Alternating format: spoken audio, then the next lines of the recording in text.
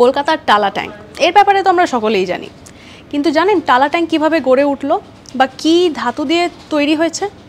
এগুলোই এবার বলি।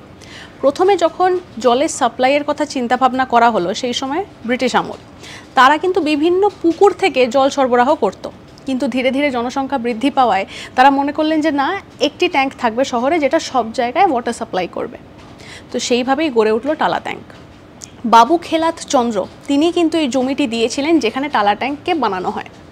নভেম্বরের 1909 থেকে এই টালা ট্যাঙ্ক বানানোর পুরো প্রক্রিয়াটা শুরু হয় এবং 1911 সালের মে মাসে এটি শেষ হলো, আর তারপরে ওয়াটার সাপ্লাই শুরু হয়ে গেল।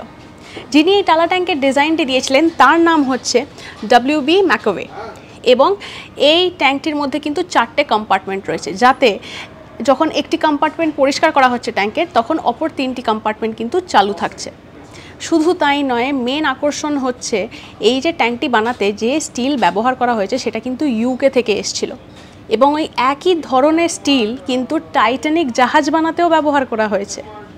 আর এই ট্যাঙ্কটিকেই মনে করা হচ্ছে বিশ্বের বৃহত্তম ওভারহেড ওয়াটার ট্যাঙ্ক। এইরকম নানা আপডেটসের জন্য চোখ রাখুন আজ তাক বাংলার ইউটিউব চ্যানেলে, সাবস্ক্রাইব করতে ভুলবেন না।